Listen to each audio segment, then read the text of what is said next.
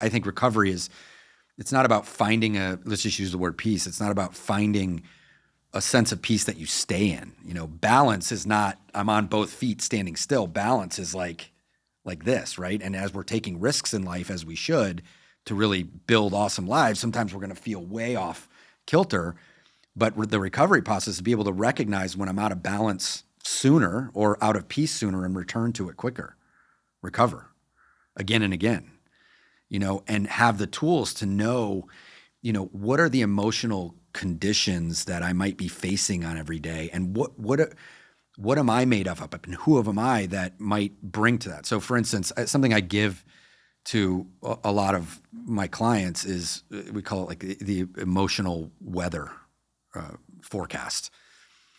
When the first part of this is they've got to really know themselves, and that's something that we see in 12-step a lot, where we hear if people identify their character defects. Not everybody I know is familiar with 12-step, but that's one of the. But as part of identifying your defects, you're also identifying your virtues, right? Just like a balance sheet, you want to know your liabilities and your assets.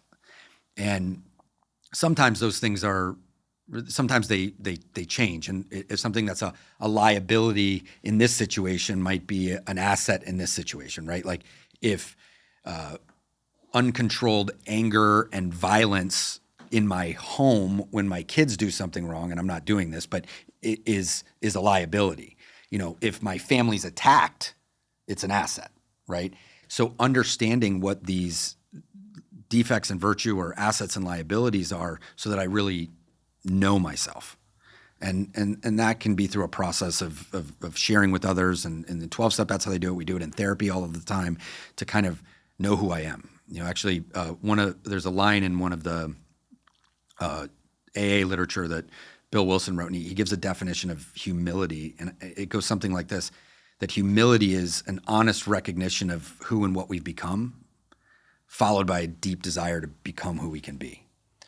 And it's not about like that I'm all bad. It's just to note it, to recognize who I am.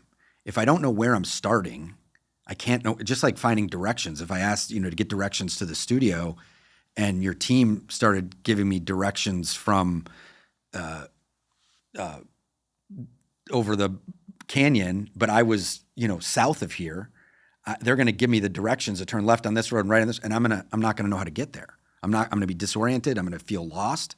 It starts with really knowing where I am, who and what I am. And from there, then we can start to build a life. So one of the things I give people a lot is, once they kind of understand these assets and liabilities of theirs, to look at each day ahead and say, first we start off with gratitude. It kind of gives a mindset. And gratitude just isn't about being thankful for things. I really believe gratitude is meeting what is as it is. That I always, when I give people this and when I practice it myself, I try at least to be, one of the things I'm grateful for, to be something that I'm challenged by. And not just to say, I'm going to learn a lesson from this, but I might not know what that is, but to really express gratitude for some challenge I'm having. So that's kind of a mindset. And then the next thing is just laying out your plans for the day. And not like a detailed calendar, but like, I'm going to take the kids to school, go to work, travel, have a business dinner tonight, right? And then, so I kind of know what's happening that day. And then from there, look at what's my emotional state currently? What am I experiencing now? Especially if it's like fears, resentments, anger, guilt, shame. It could be something else. It could just be like, I feel really solid today. But when I can take what's going to happen today and what I'm already experiencing, I can look at what I'm doing today and think, there are some character liabilities or defects that might come up. Like if I have to travel today and I've got to take 3 flights instead of 1, I can know that if I know myself, I might say I have the ability to become impatient, controlling, and look at my day to say, almost predict what are the emotional disturbances that can happen that day. And then coupled with the state that I'm in, if I'm already upset about something else, I've got a higher likelihood of going into these reactive patterns that I don't necessarily want to go into.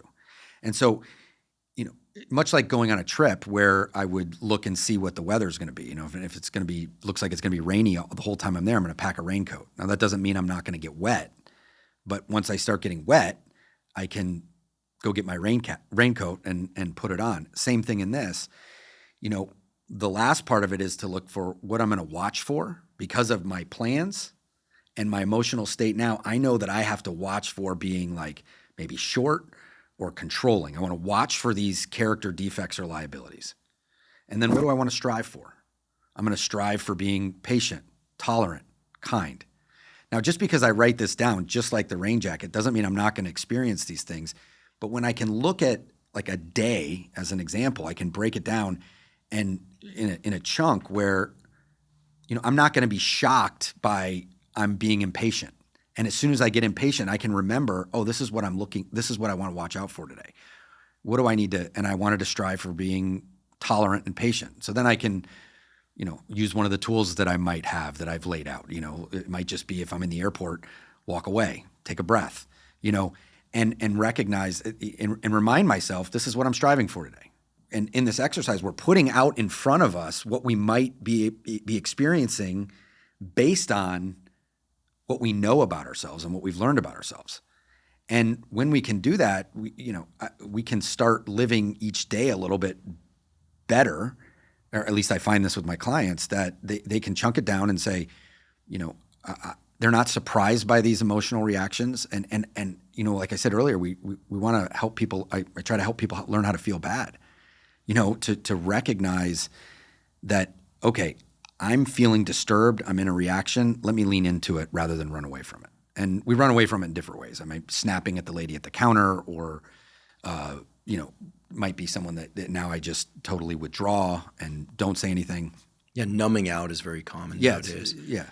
I just want to repeat these different categories. A small list of gratitudes, including perhaps some things that we're grateful that challenge us, or things that we've received, or whatever it happens to be. A quick list of gratitudes, plan for the day, what the internal emotional weather is, like how am I feeling, irritated, rested, whatever. It could be 3 or 4 things, what to watch for and what to strive for. I do think it's an extremely useful, obviously zero cost, minimal time investment protocol, for lack of a better word, that everyone, not just people who struggle with addiction, but everyone can benefit from.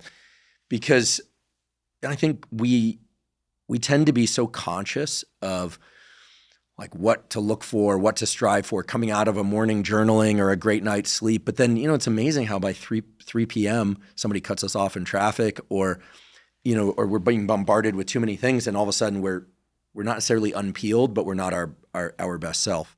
Do you think there's value in sharing your list with somebody else? Connection with others is so important, especially when I share something like this that's vulnerable with them, because it's not just about holding me accountable, but now I'm expressing it in a way that others see it, and we can have communication with them about, having them share back with you too. I have like 10 guys that I share this with every day, and not that the way that I do things is the way that everybody should, but I ask other people that I give this to share it, because, you're now expressing it, and expressing something kind of brings it more into existence than if I'm just doing it myself internally.